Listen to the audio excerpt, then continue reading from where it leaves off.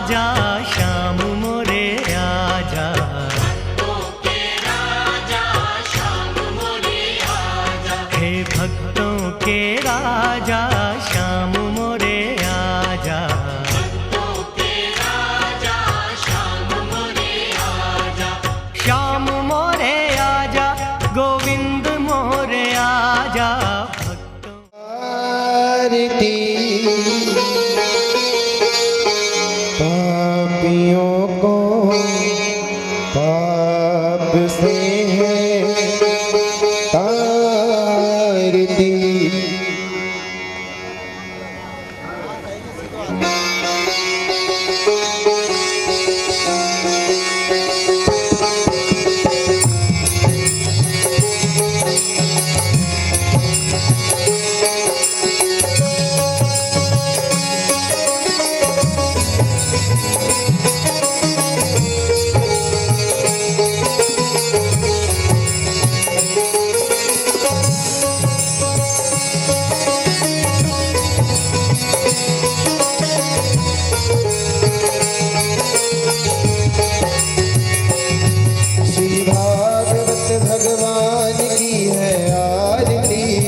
पापियों को पाप से है तारती, भागवत भगवान की है आरती, पापियों को पाप से है तारती, श्री भागवत भगवान की है आरती, पापियों को पाप से है तारती, श्री भागवत भगवान की है आरती, पापियों को पाप से है तारती। यह अमर ग्रंथ यह मुक्ति पंथ यह पंचम वेद निराला, नव ज्योति जगाने वाला। यह अमर ग्रंथ यह मुक्ति पंथ यह पंचम वेद निराला, नव ज्योति जगाने वाला। यह अमर ग्रंथ यह मुक्ति पंथ यह पंचम वेद निराला, नव ज्योति जगाने वाला। यह अमर ग्रंथ यह मुक्ति पंथ यह पंचम वेद निराला, नव ज्योति जलाने वाला। हरि नाम यही हरि ध्यान यही, हरि नाम यही हरि ध्यान यही, हरि नाम यही हरि ध्यान यही, हरि नाम यही हरि ध्यान यही।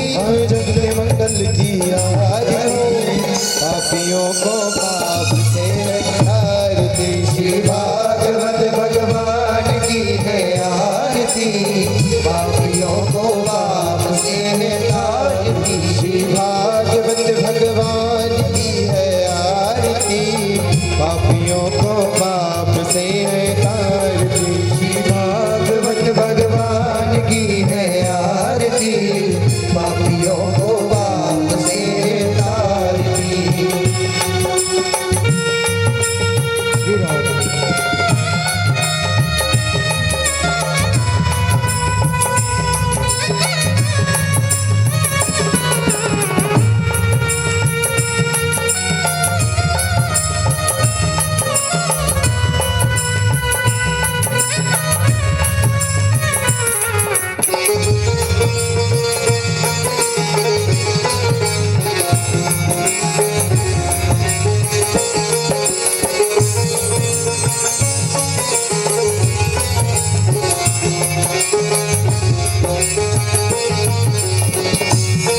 यह शांति गीत पावन पुनीत पापों को मिटाने वाला, हरि दर्श कराने वाला। यह शांति गीत पावन पुनीत पापों को मिटाने वाला, हरि दर्श कराने वाला। यह शांति गीत पावन पुनीत पापों को मिटाने वाला, हरि दर्श कराने वाला। यह शांति गीत पावन पुनीत पापों को मिटाने वाला,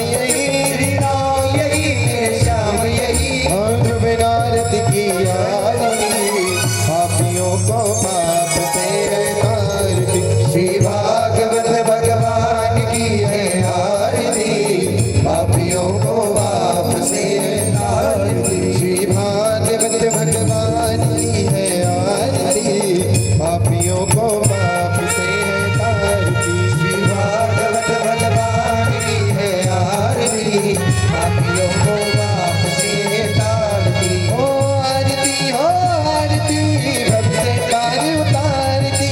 आरती हो आरती भव से पार उतारती। आरती हो आरती भव से पार उतारती। आरती हो आरती भव से पार उतारती। श्री भागवत भगवान की है आरती, पापियों को पाप से है तारती। श्री भागवत भगवान की है आरती, पापियों को पाप से है तारती। पूरे गौरम करुणावतारम संसार सारम जनेत्रहारम सदा वदन्तम हृदयारविन्दे भवां भवानी शैतानमामि। मन्दारमाला उदितादिकाय कपालमाला जतसेखराय दिगम्बराय दिगम्बराय नमः शिवाय नमः शिवाय नमः शिवाय नमः शिवाय। त्वमेव माता च पिता त्वमेव त्वमेव बन्धु सखा त्वमेव त्वमेव विद्याधरं त्वमेव त्वमेव सर्वं मम देव देव। हरे राम राम राम हरे हरे, हरे कृष्ण कृष्ण कृष्ण हरे हरे, हरे राम राम राम हरे हरे, हरे कृष्ण कृष्ण कृष्ण हरे हरे।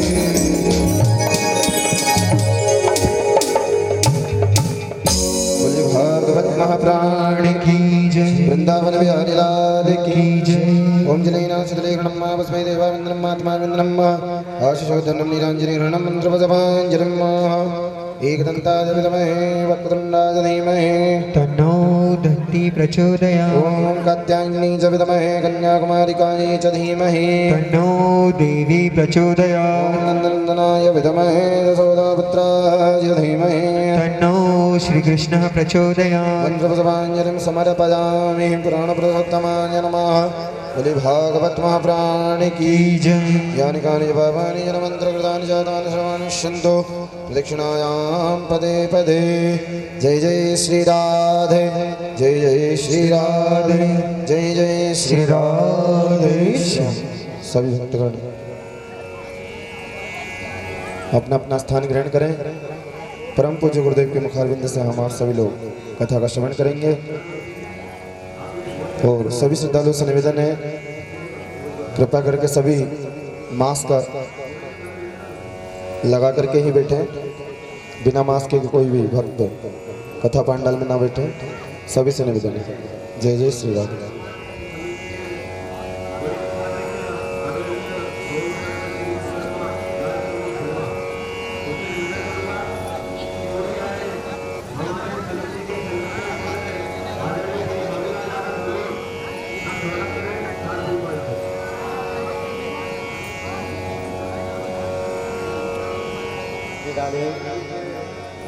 हरि ओम। श्री राधे श्री राधे श्री कृष्ण, श्री राधे श्री राधे। हरि ओम।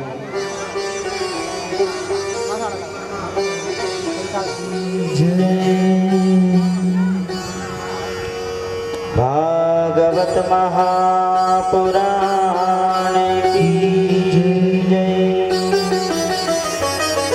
भोलेनाथ भगवान की जय। भवानी माता की जय। हनुमान जी महाराज की जय।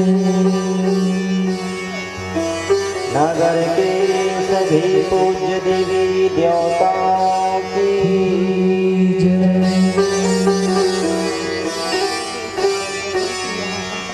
गौ माता की जय। भारत माता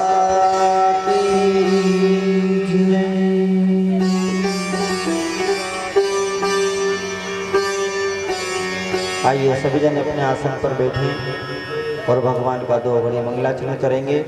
उसके पश्चात आज की पंचम दिवसीय कथा में हम पुनः प्रवेश करते हैं।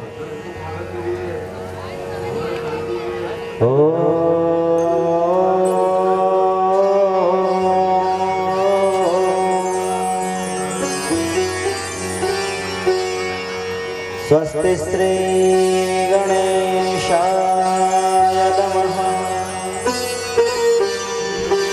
ओम सरस्वती नमः। ओम सद्गुरुदेव चरणाकमलेभ्यो नमः।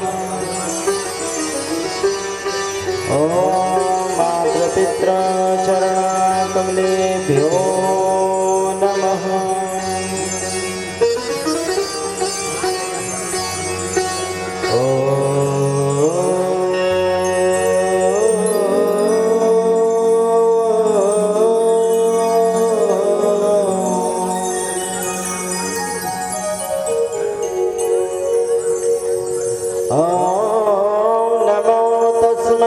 भगवते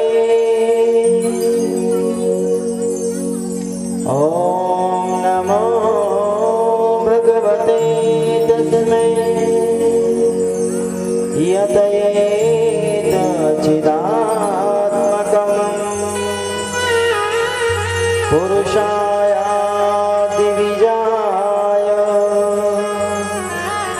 परेशाय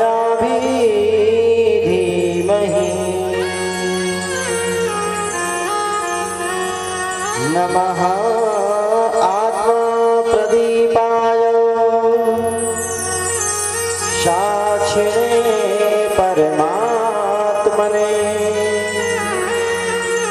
नमो गिरां विदुराय मनचेतसामपि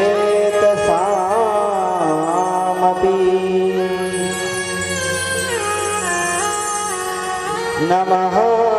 शान्ताय घोराय मूढाय गुणधर्मिणे निर्विशेषाय साम्याय नमो ज्ञानघनाय च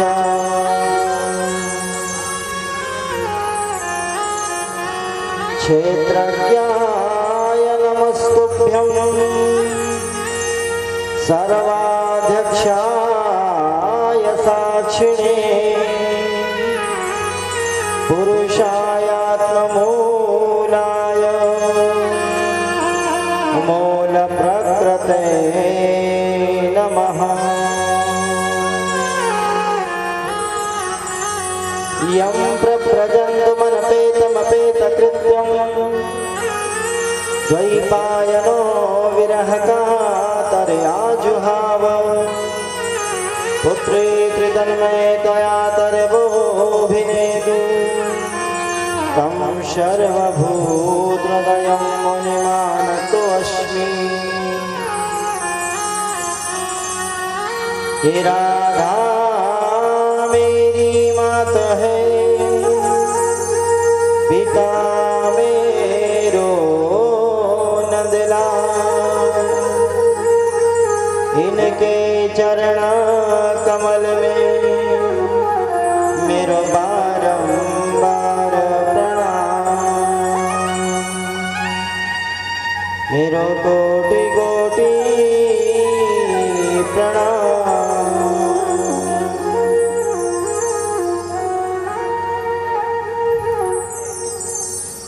परम मंगल में परात्पर अखिलेश्वर भक्त वांछा कल्पतरु अकारण करुणावरणालय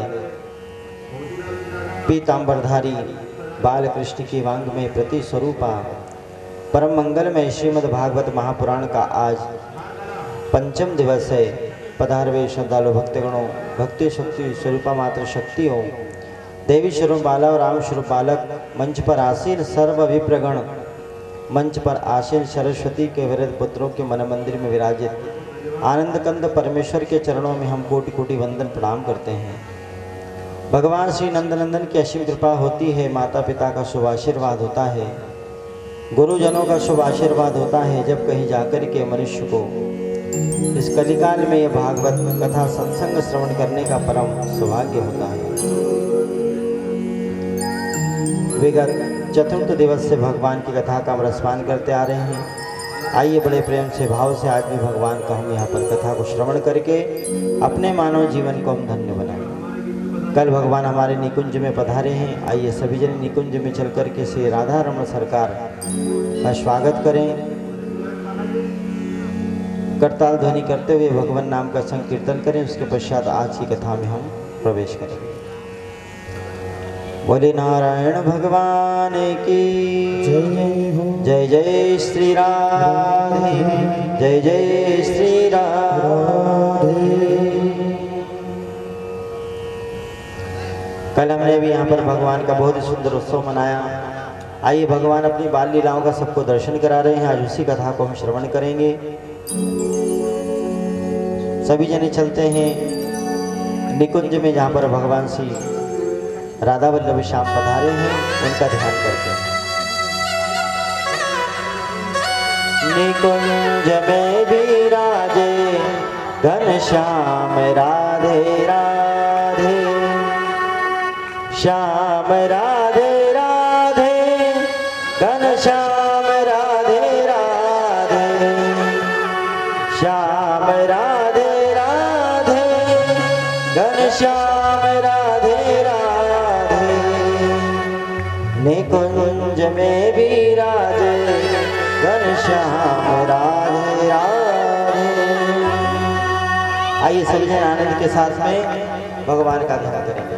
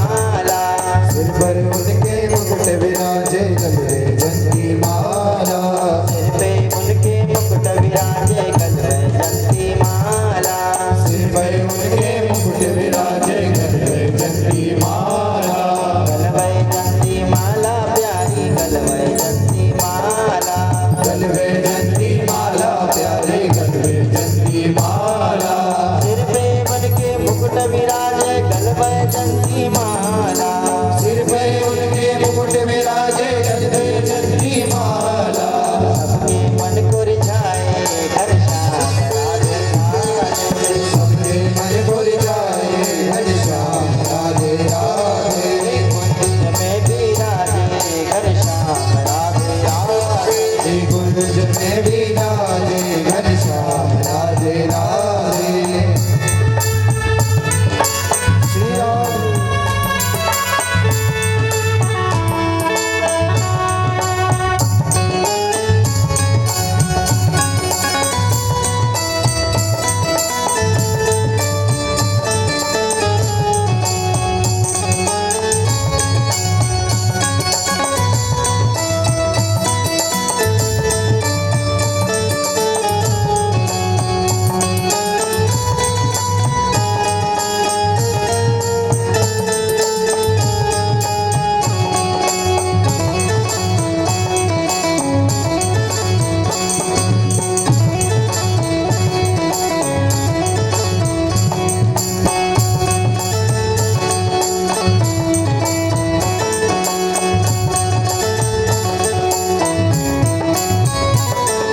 उनकी रहमत का झूमर सजा है इनकी रहमत का झूमर सजा है मेरे ठाकुर की झूमर सजा है मेरे ठाकुर का झूमर सजा है राधा रानी का झूमर सजा है राधा रानी का झूमर सजा मेरी रहमत का झूमर सजा है मेरी रहमत का झूमर सजा है ओ सबके मन को भाए घनश्याम राधे राधे सबके मन को भाए घनश्याम राधे राधे कुंज में विराजे घनश्याम राधे राधे कुंज में विराजे घनश्याम राधे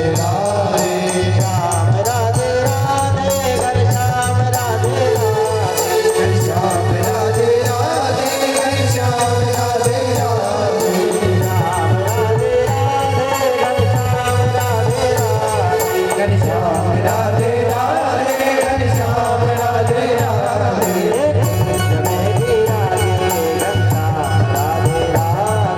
कुंज में विराजे घनश्याम राधे राधे कुंज में विराजे घनश्याम राधे राधे कुंज में विराजे घनश्याम राधे राधे कुंज में विराजे घनश्याम राधे राधे हे कुंज में विराजे घनश्याम राधे राधे कुंज में विराजे घनश्याम राधे राधे कुंज में विराजे घनश्याम राधे राधे कुंज में विराजे घनश्याम राधे राधे श्याम राधे राधे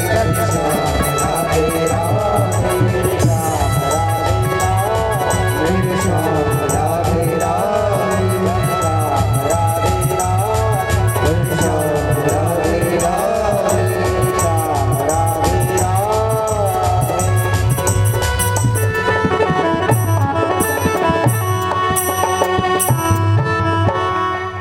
निकुंज में विराजे घनश्याम राधे राधे श्याम राधे राधे घनश्याम राधे राधे श्याम राधे राधे घनश्याम राधे राधे निकुंज में विराजे घनश्याम राधे राधे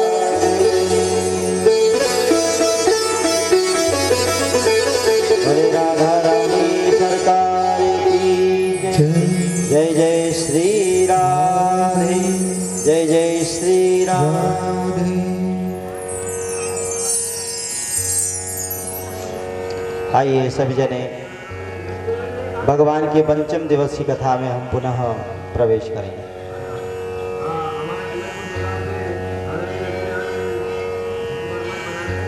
पवित्र पतित पावनी माँ गंगा जी के तट पर चलते हैं, जहाँ पर सुखदेव भगवान राजा परीक्षित को यह परम मंगलमय भगवान की कथा को श्रवण करा रहे हैं। गुरुवर कहते हैं, राजन कल हमने आपको भगवान के प्राकट उत्सव की कथा को श्रवण कराया कि भगवान अपने विराट स्वरूप को और निर्गुण निराकार स्वरूप को त्याग करके मात्र प्रेम लेने के लिए अपने भक्तों के लिए छोटे से बालक बनकर के धराधाम पर आए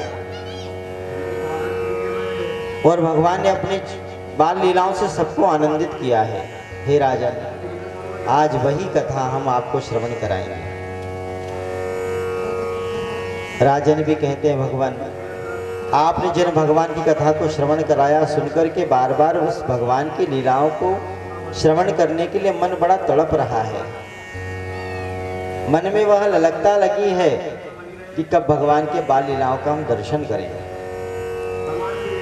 देखो, एक अनुभव, छोटा सा बालक हो, जब वो खेले हमारे समक्ष में, मुस्कुराए, अपने हाथ पैर हिलाएं, तो कितना अच्छा लगता है छोटा सा बालक। और जो सारे जगत का कर्ता धर्ता है, जो सारे जगत का माई बाप है, वो स्वयं जब एक बालक बन करके आए तो जरा सोचो बालक कैसे होंगे। कौन ऐसा नहीं होगा जो इनके दर्शन लाभ नहीं लेना चाहेगा। माता यशोदा आनंद बाबा ने भगवान कृष्ण को अपना पुत्र माना और पुत्र 11 वर्ष तक उनको अपने बाल लीलाओं का दर्शन कराता है। भगवान कहते हैं, राजा ने संसार में कोई व्यक्ति चाहे जितना भी घूम ले, जितना भी भटक ले, पर उसको वास्तविक शांति वहीं पर मिलती जब अपने घर पर आता है। हम अगर कहीं यात्रा करने के लिए जाएं तो हम यात्रा में बड़े से बड़े सुविधा में रह ले, वीआईपी सुविधा में भी अगर हम रह लें, हम अधिक समय तक घूम लें, भ्रमण कर लें, परंतु हमको वहां पर वो शांति नहीं मिलती जो हमारे घर पर मिलती है। हम चाहे बाहर कितने भी भ्रमण कर ले, कितने भी घूम लें, परंतु हमें वास्तविक शांति कब मिलती है? हमारे घर पर आकर के। अब घर हमारा चाहे कैसा भी हो, भले टूटी फूटी हमारी कुटिया ही क्यों ना हो, परंतु जो आनंद हमें अपनी कुटिया में आएगा वो 5 स्टार होटल में भी नहीं आएगा, क्योंकि घर घर होता है। उसी प्रकार ये राजा ने संसार में जीव भी हर प्रकार से भटकता है, कहीं पर भी भटक ले, कितना भी भटक ले, परंतु उसको वास्तविक जब आनंद की प्राप्त करना हो तो उसे भगवान के चरणों से लगना ही पड़ेगा। और भगवान के चरणों में ही वह शांति है, और ये सारे संसार में केवल अशांति है। और जो भक्त भगवान के चरणों से जुड़ गया, जो भगवान के चरणों से लग गया, वो वास्तविक आनंद का भागी होता है, वो वास्तविक आनंद। इसलिए संसार में राजन हर किसी न किसी को कुछ पसंद है। किसी को भोग रज पसंद है, किसी को घूमना पसंद है, किसी को पीना पसंद है, किसी को खाना पसंद है, किसी को सोना पसंद है। परंतु संसार में कुछ लोग ऐसे भी हैं जिनको भगवान की कथा बहुत पसंद है, और उनमें से खंडवा वाले एक हैं। सबको बहुत पसंद है भगवान की कथा। तो जीवन में हर कोई अपने अपने रस को चख रहा है। किसी को कुछ पसंद है, किसी को कुछ पसंद है, किसी को कुछ पसंद है, परंतु कोई कोई ऐसे भी जीव हैं इस संसार में राजन, जिनको भगवान की कथा बहुत प्रिय है, बहुत प्यारी लगती कथा। जैसे अगर 1-2 दिन हम भोजन नहीं करेंगे तो हमारा मन नहीं लगता, हम बीमार हो जाते हैं। उसी प्रकार एक साधक का जीवन है, उसके जीवन में अगर कोई सत्संग नहीं होगा तो वो बीमार बीमार सा रहता है, उसे अच्छा नहीं लगता है। इसलिए राजन, भगवान की जो कथा है, भगवान का जो सत्संग सबको शांति प्रदान करने वाला है। देखो जंगल में एक कोई महात्मा है, उसने कुटिया बनाई, कुटिया बना करके रहता, उसमें कुछ भी सुविधा नहीं रहती, कुछ भी सुविधा नहीं है कुटिया में, जबकि वो जंगल में रह रहा है। फिर भी जंगल में रहने के बाद उसे बहुत शांति है, बहुत आनंद के साथ में रह रहा है, हंस रहा है, मुस्कुरा रहा है, आनंद के साथ में अपने जीवन को जी रहा है। उसके पास कोई भी सुविधा नहीं है। और एक जो संसार में रह रहे हैं, जिनके पास बड़े बड़े मकान, बड़े बड़े कोठियां हों, बड़े बड़े बंगले हों, फिर भी कहीं ना कहीं वह अशांति सी छाई हुई है। इसलिए राजा ने संसार में एक सूत्र हमेशा याद रखे, जीव, भगवान का पूजन हम सबके साथ में कर सकते हैं, भगवान का पूजन हम सबके साथ में कर सकते हैं, परंतु जब भगवान के भजन करने की बात आएगी तो भजन तो हमेशा अकेले में ही किया जाता है। भगवान का भजन यानी भगवान को भजना वो केवल अकेले में होता है और पूजन सबके साथ में होती है। यहाँ पर भले हम इतने सारे लोग बैठे हों भीड़ में, परंतु हर एक के अंदर भगवान की वह सत्ता विद्यमान है, भगवान का वह ध्यान कर रहा है, वो ध्यान से कथा को सुन रहा है। इसलिए भजन और भजना, भजन का मतलब होता है भजना। भजन का मतलब ये नहीं कि बैठ करके सबके साथ में ताली बजा रहे, भजन गा रहे, वो भजन होता है। भजन का मतलब होता है भजना, भगवान को अपने अंतःकरण में उनको हर समय हर क्षण याद करना, यह होता है भजन। तो पूजन हम सबके साथ करते हैं, बोलते ना भैया आज हमारे घर पूजन है, आप भी आ जाना, तो पूजन हम सबके साथ में करेंगे। परंतु जहां पर भजन करने की बात आएगी तो भजन हमेशा अकेला होता है, अकेले में करना चाहिए भगवान का भजन, जैसे एक साधक साधना करता अकेले में। इसलिए जो भगवान का भजन करता है, इस संसार में सबसे ज्यादा आनंद केवल उसी को है जो भगवान का भजन एकांत में करता है। आपने घर में आप जब कोई माला जपने बैठते हो तो कितने लोगों के साथ बैठते हो? परिवार के साथ बैठते हो क्या? अकेले जपते हो कि नहीं माला? वो भजन है। अकेले जिसको जपते हो वो भजन, उसे भजन कहा गया है। भजन का मतलब क्या बोले? साधना।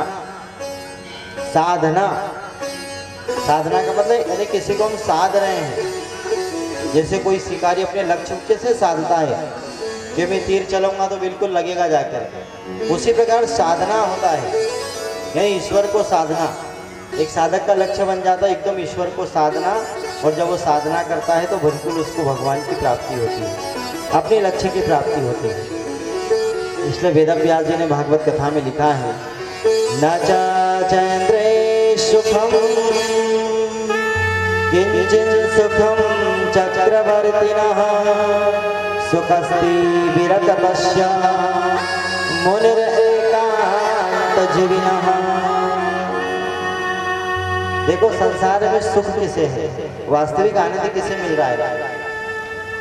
न चैन्द्रे सुखम, यानी संसार में जो इंद्र है ना, इंद्र, उसको भी सुख नहीं है। किंचन सुखम चक्रवर्ती, ना जो चक्रवर्ती राजा है उस राजा को भी सुखी नहीं है, वो भी राजा भी सुखी नहीं है। तो सुखी कौन है? बोले सुखस्ति विरक्तस्य मुनिर एकांत जीविनः, जो सबको छोड़ करके आराम से एकांत में बैठ करके अपना भजन कर रहा है, वो सबसे ज्यादा आनंद है। देखो जितनी बड़ी पोस्ट उतना काम ज्यादा रहता है व्यक्ति के पास, जितनी बड़ी पोस्ट होगी। कोई राजा है बहुत बड़ा, कोई राजा है, जैसे मान लो प्रधानमंत्री समझ लो, वो भी राजा है, तो उसको कितना काम रहता है, क्या कभी वो भजन कर पाएगा? कभी भजन कर सकता है वो? कभी नहीं, क्योंकि समय नहीं है, व्यस्तता इतनी है। इसलिए जो एकांत में जो एकांकी रहता है उसको सबसे ज्यादा सुख की प्राप्ति होती है, आनंद की प्राप्ति होती है। इसलिए एकांत में रहो, एकांत करने वाला।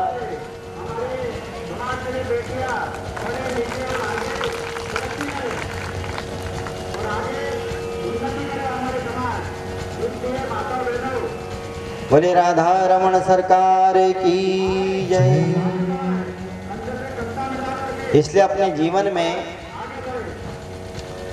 एकांत के अगर हम भगवान का भजन करेंगे तो हमें भगवान की बड़ी कृपा मिलेगी। इसलिए सुखस्ती कौन है? भगवान का भजन। इसलिए एकांत में देखिए भगवान का हम भजन करें। कथा में भी अगर बैठे तो बार बार इसीलिए तो कहा जाता है भैया इधर उधर मत देखो, बात मत करो, इससे उससे बात करने में हमारा ध्यान भंग होता है। इसलिए जो एकांत होकर के, एक चित्त होकर के भगवान का भजन को सुनता है तो भगवान की कृपा हो। और भागवत कथा में भगवान कैसे हैं? बोले शक्कर के मिठास जैसे। आप अगर इस कथा में बैठे तो आपको भगवान की नजर नहीं आ रहा है, परंतु आप थोड़ा सा चिंतन कीजिए। आपने अपने घर में हलवा बनाया, जब आप प्लेट में हलवा लोगे तो आपको हलवे में काजू दिखेगा, किशमिश दिखेगी, बादाम दिखेगी ना, आटा भी दिखेगा, घी भी दिखेगा, परंतु उस हलवे में जिससे मिठास आ रही है वो मिठास कभी दिखती है? कभी देखा उस मिठास को प्लेट में, वो कटोरी में, उस हलवे में? कभी नहीं। बस हमने केवल खाया तब हमको महसूस हुआ कि हाँ ये मीठा मीठा भी लग रहा है। तो उसमें काजू है, किशमिश है, बादाम है, आटा है, घी है, सब तो दिख रहा है, पर जिसके कारण हमें मिठास हो रही है वो मिठास नहीं दिख रही है। बस उसी प्रकार हमारे भगवान भी भागवत कथा में है, यहाँ पर सब कुछ दिख रहा है, पर वो मिठास के रूप में जो भगवान है वो हमें कहीं दिख नहीं रहा है। वो तो जब हम कथा को बड़े ध्यान से सुनेंगे तो हलवे में जैसी मिठास है वैसे भगवान भी हमको अनुभव होते हैं, हमें अनुभव हो। इसलिए एकांत चित्त होकर के भगवान का भजन करें। राजन से भगवान ये कहते हैं, राजन इस प्रकार हमारे माधव हैं जो सबको अपनी कृपा का प्रसाद बांट रहे हैं, सबको अपनी लीलाओं का दर्शन करा रहे हैं। राजन आज उन्हीं भगवान नंदन की कथा तुम्हें सुनाएंगे जिन्होंने बालक रूप लेकर के इस धराधाम पर अपनी लीलाएं करी हैं। राजा परीक्षित भी कहते हैं, गुरुवर मैं भगवान की कथा सुनना चाहता हूँ। यावरतिया यदुवंशे भगवान भूत भावना कृतवानि यानि विश्वात्मानि नवद विस्तरा। आवर्ती यदुवंशे भगवान भूत भावना, भगवान यदुवंश में लेकर के कौन कौन सी लीलाएं करी हैं गुरुवर, मुझे आप कृपा करके श्रवण कराइए। भगवान ने अवतरण क्यों लिया? भगवान तो विराट है, निर्गुण निराकार है, इतने विराट है भगवान, फिर भी भगवान ने अवतरण क्यों लिया? गुरुवर ने कहा, राजन वैसे तो भगवान सारे जगत के पालनहार हैं और सबके माँ बाप कौन है? बोले भगवान। तो एक समय भगवान का ये मन हुआ कि देखो संसार वाले हमेशा माता पिता का सुख भोगते हैं, माता पिता का वह आनंद प्राप्त करते हैं, और एक मैं हूँ तो मैं सबका माँ बाप बना बैठा हूँ, तो मेरे माँ बाप कभी कोई बनेंगे कि नहीं? तो भगवान ने कहा जरा मैं भी तो एक बार बेटा बन करके देखूं कि माँ बाप होते क्या हैं, माँ बाप होते क्या हैं। देखो भगवान कितना दया निधान है, उनकी कृपा देखो, उनकी लीला देखो। क्या उसको जरूरत है किससे क्या बेटे बनने की? वो तो सबका माई बाप है। हमारे भी तो माई बाप वही है, बोलते कि नहीं? परम पिता परमेश्वर जो हमारे माता है, त्वमेव माता च पिता त्वमेव, त्वमेव बंधु च सखा त्वमेव, सब कुछ तो वही है। परंतु उस भगवान ने भी एक बार मन में ऐसा विचार किया कि मैं भी जरा किसी का बेटा बन के देखूं, मैं भी 2-4 मुक्के खाऊं मेरी माँ के हाथ के। तो मार खाने में कैसे लगता है भाई? पुत्र बनना पड़ेगा तो मार तो खाना पड़ेगा। और ऐसे कौन सी माँ है जिसने अपने बेटे को 2-4 चाटे नहीं मारे हो? तो वही प्रेम पाने के लिए भगवान ने मन बनाया कि मैं भी पुत्र बनूं। अब पुत्र बनूं तो माता पिता कौन बने? अब साधारण सा कोई बालक जन्म लेता है तो माध्यम बनना पड़ता है माता पिता को। तो सोचो जरा, भगवान के माता पिता जो बने होंगे कोई साधारण तो होंगे नहीं। तो हे राजन, भगवान ने नंद यशोदा के यहाँ पर अपनी बाल लीलाओं का दर्शन कराया और वसुदेव जी की और देवकी के यहाँ पर भगवान ने जन्म लिया, उनके पुत्र बने। राजन, कहीं ना कहीं भगवान को भी माध्यम बनना पड़ा। देखो, माँ जो होती है वो अपने आप में पूर्ण है, और जब भगवान को भी इस दुनिया में आना पड़ा, संसार में आना पड़ा, तो माँ को ही माध्यम बनाया। यानी माँ भगवान से भी बढ़कर के हैं। भगवान कह रहे हैं, वेद व्यास जी कहते हैं, राजन, इस संसार में माँ भगवान से भी बोले बढ़कर के। जिसने जन्म दिया स्वयं परमात्मा को, तो क्या वो छोटी मोटी तो हो नहीं सकती। पर आज के समय में मानते नहीं है ना कोई, बस बात ये है। और भगवान के माता पिता बनना इतना आसान नहीं है बंधु। मनु और शत्रुपा ने कई हजार वर्ष तक भगवान की तपस्या की, कई हजार वर्ष तक। एक समय इन्होंने तपस्या करी भगवान की कई हजार वर्ष तक, और भगवान ने जब इनके तपस्या से प्रसन्न होकर के दर्शन दिए, भगवान के चतुर्भुज रूप में दर्शन दिए। मनु शत्रुपा ने ऐसा तप किया था, ऐसा कहते हैं भागवत कथा में लिखा है कि इन्होंने सब खाना पीना सब कुछ छोड़ दिया था, सब कुछ त्याग दिया था, और उनका शरीर एकदम लकड़ के जैसे से सूखा शरीर हो गया था, सूखे पत्ते के जैसे। जैसा पत्ता कैसे सूख के मुरझा जाता है, वैसे दोनों का शरीर हो गया। भगवान ने कहा कि ऐसा न हो कि इनके प्राण निकल जाए, इसलिए मुझे जाना पड़ेगा। तो भगवान आए, भगवान ने दर्शन दिया। भगवान ने कहा, हे मनु शत्रुपा, तुम मुझसे क्या वरदान मांगना चाहते हो? मनु शत्रुपा ने कहा, प्रभु, केवल आपको अपना, आपके जैसा हमको पुत्र चाहिए। भगवान ने कहा, मेरे जैसा तो कोई भी नहीं है। तो भगवान का भी मन था आने के लिए, तो भगवान ने कह दिया कि मैं ही तुम्हारे यहाँ पर अपना पुत्र बन करके आऊंगा। वरदान दिया भगवान ने। समय आया, वही मनु शत्रुपा देवकी वसुदेव बन करके आई। इनके यहाँ पर भगवान ने अवतरण दिया। तो राजा परीक्षित ने पूछा, गुरुवर, जब भगवान इनके यहाँ पर अवतरण लेकर के इनके पुत्र बन करके आए, तो इनको सुख तो मिला ही नहीं पुत्र का, क्योंकि जन्म लेते ही वसुदेव जी अपने पुत्र को नंद बाबा के यहाँ पर छोड़ करके आए। कहते राजा ने, संसार में जो जैसा कर्म करेगा उसको वैसा भोगना पड़ेगा। जो जैसा कर्म करेगा वैसा भोगना पड़ेगा, चाहे वो भगवान ही क्यों ना हो, या भगवान के कोई रिश्तेदार ही क्यों ना हो, या भगवान के माता पिता ही क्यों ना हो। बोले राजन, एक समय वसुदेव जी ने एक गाय से उसके बछड़े को अलग कर दिया था। किसी समय में वसुदेव जी ने एक गाय से उसके बछड़े को अलग कर दिया था। तो जब वह बछड़ा गाय से अलग हो गया, तो गाय का वह बछड़ा अपनी माता के विरह में मृत्यु को प्राप्त हो जाता है। उस समय उस गाय ने भी वसुदेव से कह दिया था, वसुदेव जी, तुमने मेरे बछड़े को उससे दूर किया है, मैं उसके विरह में तड़पी हूँ, इसलिए मैं तुमको श्राप देती हूँ कि तुम भी एक न एक दिन अपने बच्चे के लिए ऐसा तड़पोगे, बच्चे का तुम बचपना नहीं देख पाओगे, उसका बालकपन नहीं देख पाओगे, उसका आनंद नहीं ले पाओगे। इसीलिए देखो, वसुदेव देवकी के यहाँ पर कृष्ण भगवान हुए, जन्म हुआ उनका, तो जन्म लेते से दूर हो गए। माँ ने वहाँ बालकपन भगवान का देखा ही नहीं, बचपन देखा ही नहीं। इसलिए बंधो, संसार में अगर हम कैसा भी कर्म करेंगे, चाहे हम कुछ भी कर्म करें,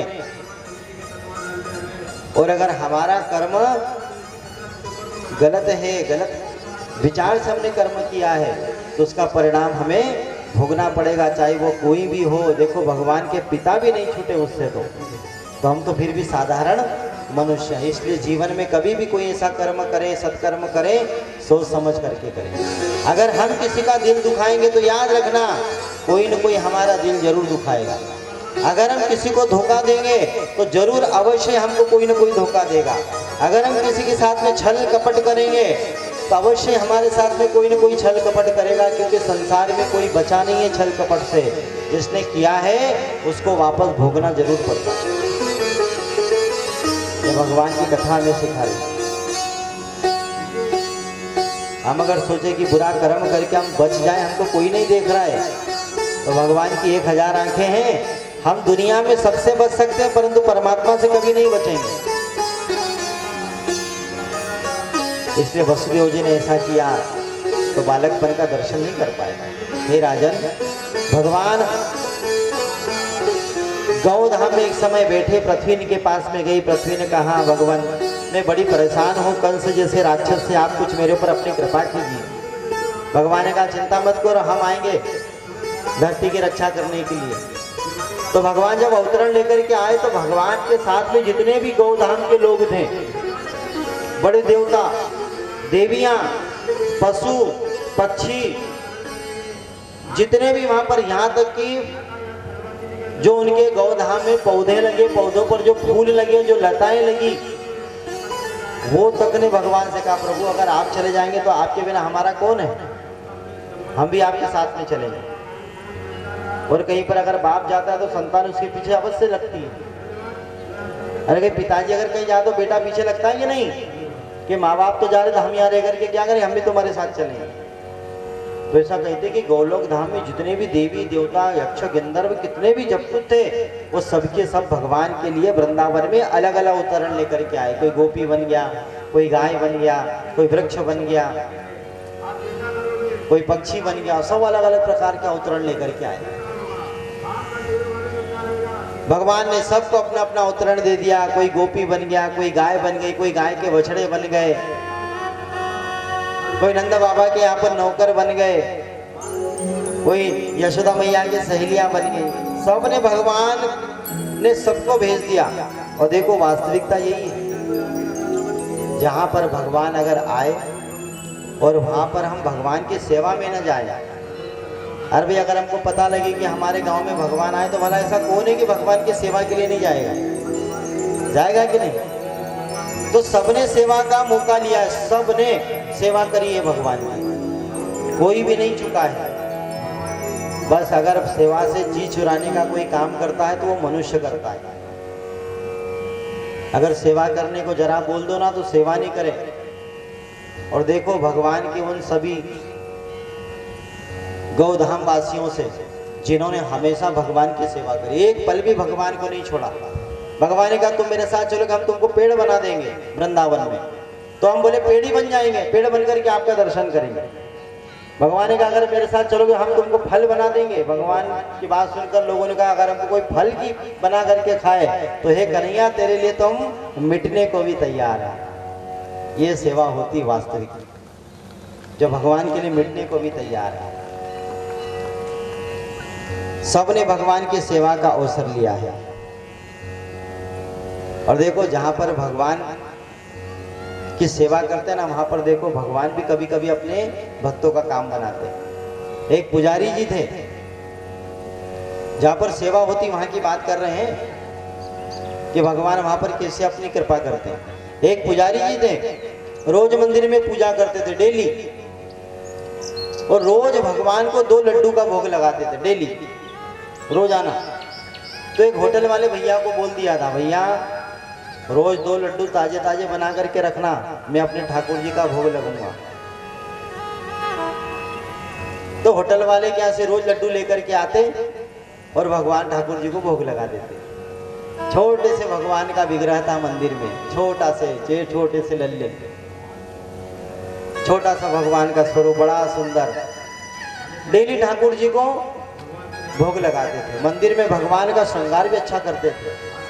तो उस मंदिर में एक विशेषता थी, वहां पर भगवान ने अपने हाथों में सोने के कड़े पहन करके रखे थे। क्या पहने थे? सोने के कड़े। तो सब लोग वहां पर दर्शन करने के लिए आते थे। हलवाई के यहाँ से रोज नित्य प्रति नए नए लड्डू, स्वादिष्ट लड्डू बना करके ठाकुर जी को भोग लगाए। तो होटल वाले ने कहा पुजारी जी आप एक काम करो, रोज ये लड्डू लेकर के जाया करो और महीने के महीने मुझे पैसे दे देना, तुम्हारा खाता मेरे यहाँ पर खोल लेता हूँ। पुजारी जी ने कहा कि नहीं भैया, तुरंत दान और महापुण्य। बोले 2 लड्डू लेंगे, रोज तेरे पैसे पकड़, अगर हम भूल गए तो महीने में किसी दिन हमने नहीं लिए या लिए न ज्यादा ले लिए तो भूल जाएंगे, इसलिए रोज तेरे पैसे पकड़। तो दुकानदार को भी आदत पड़ गई, जैसे लड्डू लेने के लिए आए तो पुजारी से कहे लाओ पैसे लाओ। पुजारी जी पैसे दे दे, वो 2 लड्डू दे दे। एक दिन अचानक पुजारी जी को कहीं बाहर जाना पड़ गया। उस दिन मंदिर बंद रहा, कोई पूजा करने वाला नहीं। अब भगवान को तो रोज लड्डू खाने की आदत, अब एक दिन किसी को कुछ आदत पड़ जाए तो रोज मांगेगा। किसी बच्चे को कोई आदत अगर पड़ जाए तो आदत फिर उसकी बनी रहती है, छूटती नहीं है। तो भगवान को भी आदत पड़ गई लड्डू खाने की। अब पुजारी जी तो बाहर चले गए, अब लड्डू का भोग कैसे लगे? तो होटल वाला भी एक दिन अपनी दुकान को रात के 10 बजे तक खोल करके रखता है कि आज पुजारी जी आए क्यों नहीं? भाई रोज आते हैं लड्डू लेने के लिए, आज फिर ऐसी देर क्यों हो गई? तो होटल वाले ने सोचा कि हो सकता है भाई आज लेट हो गए हो पूजा में, तो रात के 10 बजे तक आ जाएंगे। तो 10 बजे तक होटल को चालू रखी, परंतु नहीं आए पुजारी जी। तभी एक लड़का आया, छोटा सा बालक आया, दुकान पे आकर के कहा भैया आज पुजारी जी तो बाहर गए हैं, उन्होंने मुझे भेजा है कि जा लड्डू लेकर के आना, ठाकुर जी को लगाना। तो होटल वाले ने कहा कि वो पैसे दो जब लड्डू मिलेंगे। बालक ने कहा कि भैया मेरे पास तो पैसे है ही नहीं, मैं आपको कहाँ से दूं, पुजारी जी मुझे दे करके नहीं गए। बोले नहीं नहीं आपको पैसे तो लगेंगे बेटा, पैसे देने पड़ेंगे जब भी लड्डू मिलेंगे। अब बच्चे ने कहा कि भैया पैसे तो है नहीं, तो एक काम करो, तो बच्चे के हाथ में भी कुछ कड़े थे दो, तो 2 लड्डू के बदले उस बच्चे ने अपने हाथ में से कड़े निकाल करके होटल वाले भैया को दे दिए। 2 लड्डू लेकर के आया और उसने भगवान के मंदिर में चढ़ाया। भगवान ने लड्डू का प्रसाद बड़े प्रेम से खाया है। अगर भक्त कोई सेवा करना भूल जाता है तो कभी कभी भगवान भी उसकी भक्त की मदद कर देते हैं कि ले मेरा आज भक्त नहीं आया तो मैं भी थोड़ा सा काम कर लेता हूँ। दूसरे दिन पुजारी जी आए, मंदिर में आकर के देखा, जैसे मंदिर में प्रवेश किया भगवान को प्रणाम किया। भगवान को प्रणाम करके जैसे दुकान पर गया, दुकान पे जाकर के पूछा भैया लाओ 2 लड्डू दे दो। पुजारी जी ने पैसे दे दिए। होटल वाले ने कहा पुजारी जी आप 2 दिन से कहाँ गए थे? बोले मैं बाहर चला गया था भैया, 2 दिन से मेरे भगवान भूखे थे। बोले ना भगवान भूखे नहीं थे, बोले कोई छोटा सा बालक आता था रोज लड्डू लेकर के जाता था। और पुजारी जी कल तो एक छोटा सा बालक आया और 2 लड्डू लेकर के जाने लगा। मैंने कहा भैया पैसे दे। तो छोटे से बालक ने कहा भैया पैसे तो नहीं है, परंतु एक काम कर मेरे 2 हाथ के कड़े ले ले, 2 हाथ के कड़े के बदले में 2 लड्डू दे दे।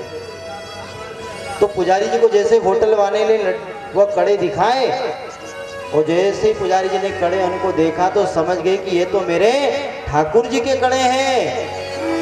बंधुओं साक्षात बालक जो था ना लड्डू लेने आया, वो साक्षात भगवान बाके जी आए। तो सेवा में अगर हमसे कोई भूल चूक हो भी जाएगी ना तो आपकी सेवा को भगवान बनाने में मदद करेंगे। इसलिए एक बार सेवा हम करके देखें प्रभु की और प्रभु के भक्तों को सेवा करके देखो एक बार उनकी, तो भगवान कैसे फल देते हैं। वो भी कहीं ना कहीं हमारे आसपास घूमते रहता है, परंतु हम उसे पहचान नहीं पाते। कहीं ना कहीं तो मदद करता है परंतु हम पहचान नहीं पाते। इसलिए भगवान की सेवा सबने करी है। गोधाम से जितने भी आए सबको भगवान ने कुछ न कुछ बना दिया। कोई गोपी बन गए, गोपी बन करके सेवा करते हैं, कोई ग्वाले बन गए, ग्वाले बन करके सेवा करते हैं, कोई उनके सखा बन गए, सखा बन करके सेवा कर रहे हैं, कोई गाय बन गई उनके नजदीक रह करके सेवा करते, कोई बछड़े बन गए उनकी मुरली पर नाच करके सेवा करते हैं। देखो किसी ने थोड़ा सा भी तनिक भी उस सेवा को छोड़ा नहीं है, सेवा को त्यागा नहीं है। इसलिए संसार में महापुरुषों ने कहा है सेवा ही परम धर्म है। बोले नंदनंदन भगवान की जय। जय जय श्री राधे, जय जय श्री राधे। हे राजन, भगवान चंद्रवंश में आए। भगवान चंद्रवंश में आकर के भगवान ने लीलाओं का दर्शन कराया। राजा परीक्षित ने कुछ पूछा, गुरुवर मुझे एक बात समझ में नहीं आई कि भगवान तो सबको प्रकाश देने वाले, सबको रोशनी देने वाले हैं, और ऐसे परमपिता परमेश्वर रात्रि के समय में क्यों आए? अरे भाई दिन में आ जाते। अच्छा दूसरी बात ये कि चलो रात में आए ठीक है, परंतु यह भगवान का कोई जन्म लेने का स्थान है? जेल? अरे किसी का बेटा जेल में अगर जन्म ले ले तो लोग दुनिया उसको कितना टॉर्चर करते हैं, कितना उसे बोलते हैं अरे तू तो जेल में पैदा हुआ, तू तो आवारा है। तो जेल में पैदा हुआ। तो भगवान को भी जेल ही मिली पैदा होने के लिए। भगवान सुखदेव ने कहा राजन ऐसी बात नहीं है, भगवान तो केवल ये हमें समझा रहे हैं, संकेत दे रहे हैं कि अरे दुनिया वालों, अगर मेरे जैसे जेल में भी जन्म ले लो तो अच्छे कर्म करके अपने माता पिता को और स्वयं को संसार में पूजनीय बना लेना। जन्म भले कहीं पर भी हुआ हो, क्या फायदा उससे, परंतु इंसान का कर्म तो अच्छा रहता है, वो अपने जीवन में अच्छे कर्म तो कर सकता है और अपने अच्छे कर्म से और अपने गुणों से अपनी पहचान बना सकता है। इसलिए भगवान केवल अपने लीलाओं से दर्शन करा रहे, संकेत दे रहे हैं। और वैसे भी राजन, भगवान ने एक समय रात्रि को वरदान दिया था कि रात्रि मैं तेरे रहते हुए अवतरण लेकर के आऊंगा। देखो भगवान राम ने कब जन्म लिया? दिन में कितने बजे? 12 बजे। और भगवान कृष्ण ने कब जन्म लिया? रात में, वही मध्य 12 बजे। तो राम जी ने जब दिन में जन्म लिया तो सूर्य खूब नाचा। सूर्य, देखो मान लो कभी कोई एक वस्तु है और 2 बच्चे बैठे हैं, और अगर एक को मिल जाए और एक को नहीं मिले, जिसको मिले वो खूब नाचे, देख मेरे को तो मिल गई, मेरे को तो मिल गई, है कि नहीं? ऐसा करेगा कि नहीं? उसी प्रकार सूर्य को रहते हुए जब भगवान ने सूर्य वंश में जन्म लिया मध्याह्न के 12 बजे, तो सूर्य एक दिन चंद्रमा के सामने खूब नाचा, देख देख देख मेरे रहते जन्म लिया, तेरे को तो ये सौभाग्य नहीं मिला। उसे थोड़ी प्रसन्नता हो, खूब नाचे चंद्र के सामने। तो बेचारा चंद्र नाराज हो गया, उदास हो गया। उदास होकर के भगवान के पास में गया, भगवान से कहा प्रभु ये सूर्य वैसा भी आपका कुछ नहीं लगता, मैं तो फिर भी आपका साला लगता हूँ। ये चंद्रमा कौन है? और भगवान का साला। चंद्रमा कहाँ से निकला? समुद्र मंथन से। लक्ष्मी कहाँ से निकली? समुद्र मंथन से। ये सागर के बेटे और बेटी हैं। तो भगवान नारायण के कौन लगे? चंद्रमा, साले। तो बोले महाराज वो सूर्य तुम्हारा वैसा भी कुछ नहीं लगता, मैं तो तुम्हारा साला हूँ, साले को नाराज मत करना, नहीं तो ससुराल में कोई नहीं पूछेगा। इसलिए सूर्य रहते तुमने जन्म ले लिया, और मेरे रहते कब जन्म लोगे? तो भगवान ने कहा चंद्रमा उदास मत हो, राम अवतार भेले मैंने सूर्य को रहते हुए ले लिया, परंतु मैं जब भी अब अवतरण लेकर के आऊंगा कृष्ण का, तो मैं चंद्रमा के चंद्रवंश में अवतरण लेकर के आऊंगा। तब भगवान चंद्रवंश में जन्मे रात के 12 बजे। और दिन को भी बड़ी प्रसन्नता हुई थी जब भगवान राम जी आए थे, तो ये भी खूब नाचे। तो एक काली कलूटी काली साड़ी पहन करके भगवान के पास एक स्त्री गई और कहा महाराज मैंने कौन सा पाप कर्म कर दिया तो मेरे रहते आप नहीं आए? भगवान ने कहा देवी तुम कौन हो, एकदम काली घुस दिख रही हो? बोले प्रभु मेरा नाम रात्रि है। तो दिन में तो आप आ गए, मेरे रहते हुए कब आओगे? भगवान ने कहा चिंता मत करे, जो द्वापर युग आएगा तो मैं दिन में नहीं आऊंगा, मैं रात्रि के समय आऊंगा। तो भगवान रात्रि में अवतरण लेकर के आए। और महीना कौन सा था? भगवान जब आए भाद्रपद, कौन सा था? जिसको हम भादो बोलते, भादो। भादो के महीने में भगवान आए। तो भादो का मतलब क्या होता है? भा का मतलब भादो में ही क्यों आए? अरे भाई कोई से भी उसमें आ सकते थे, तो भादो में क्यों आए भगवान? तो भादो का मतलब क्या होता है? भा का मतलब भागना, द का मतलब दरिद्रता। जहाँ पर स्वयं भगवान आ जाए वहां से दरिद्रता हमेशा के लिए भाग जाती है, वहां कभी दरिद्रता नहीं रहती। इसलिए भगवान भादो में आए, भाग जाती हैं। कौन? दरिद्रता।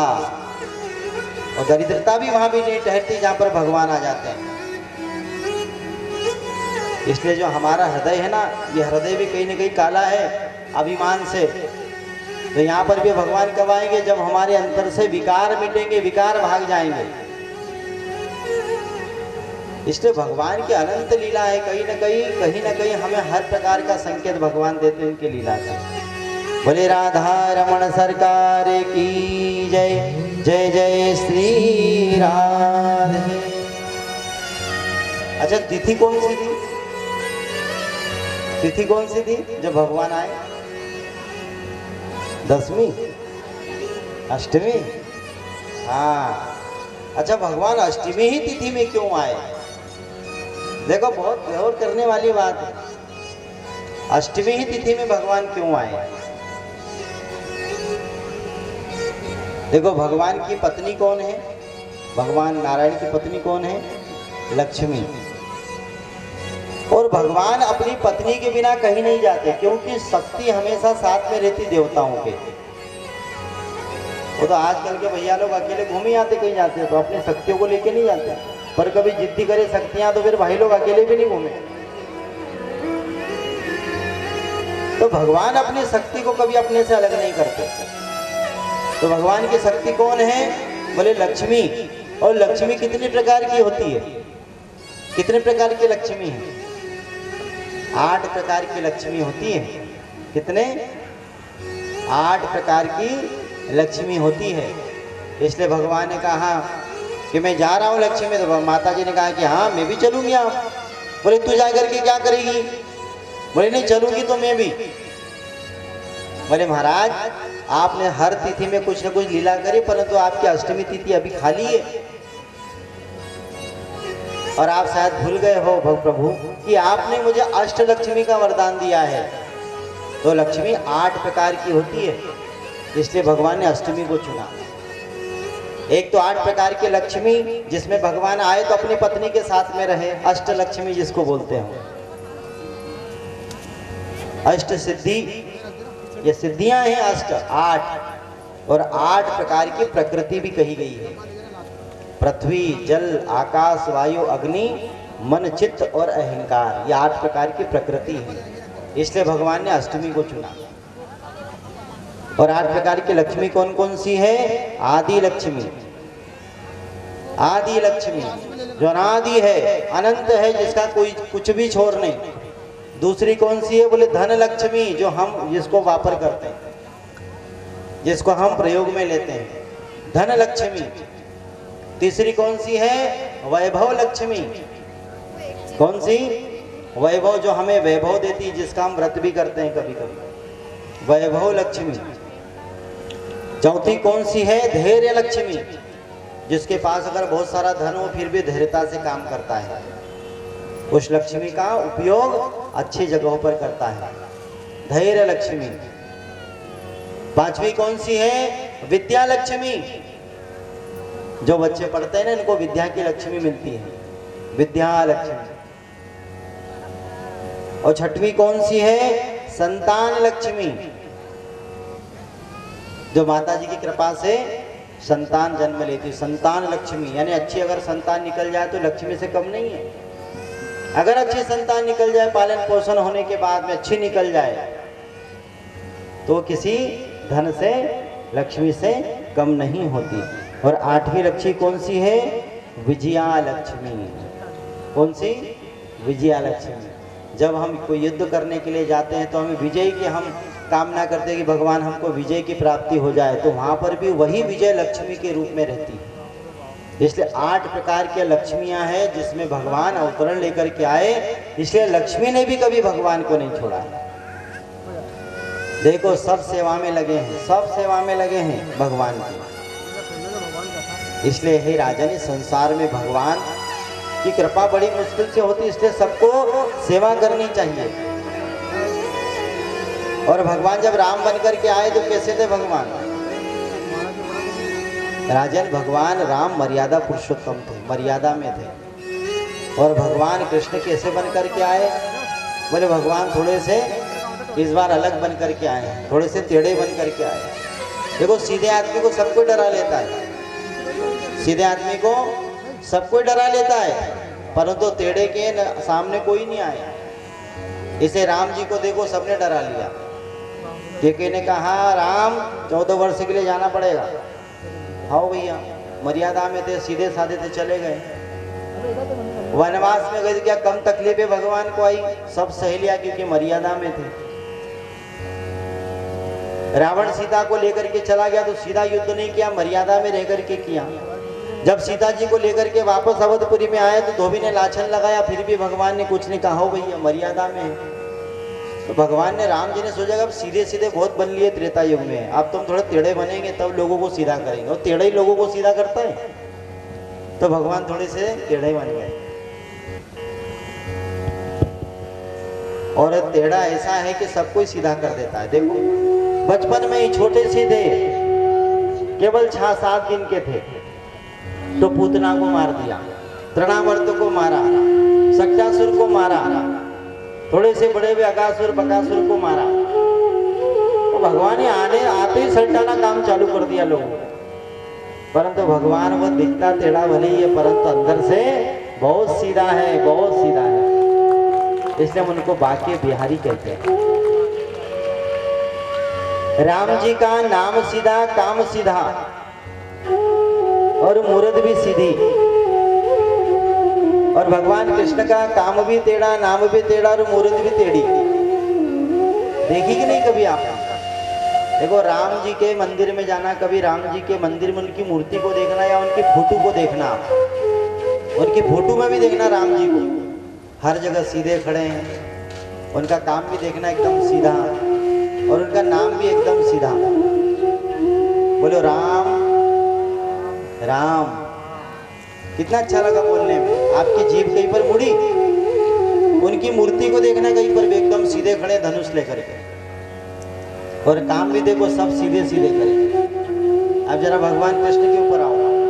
भगवान कृष्ण का काम टेढ़ा और नाम देखो, नाम भी टेढ़ा। नाम बोलो भगवान का कृष्ण।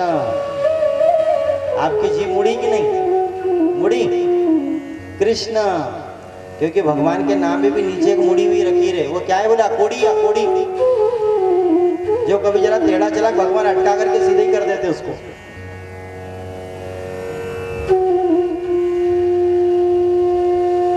कर देते कि नहीं सीधे?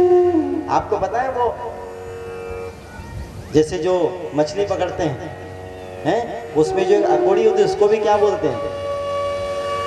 उसको एक नाम से कहते हैं, उसको भी कृष्ण कहा गया है। पता है आपको? उसको कृष्ण बोलते हैं। और जैसे अकोड़ी करके जिसमें मछली फंसती है, तो कन्हैया भी सबको फंसाता है। और जो उसकी भक्ति में लीन हो जाएगा उसको ऐसे पकड़ेगा, ऐसे फंसाएगा कि कभी जीवन भर छोड़ता ही नहीं भगवान। तो भगवान सबको पार उतारने वाले हैं, दीनानाथ। बस वो बाहर से टेढ़ा। देखो मूर्ति भी उनकी देखो, आप हर मंदिर में जाओगे फोटो में देखिए एक टांग ऐसी मुड़ी हुई दिखेगी, हर जगह आप देखना।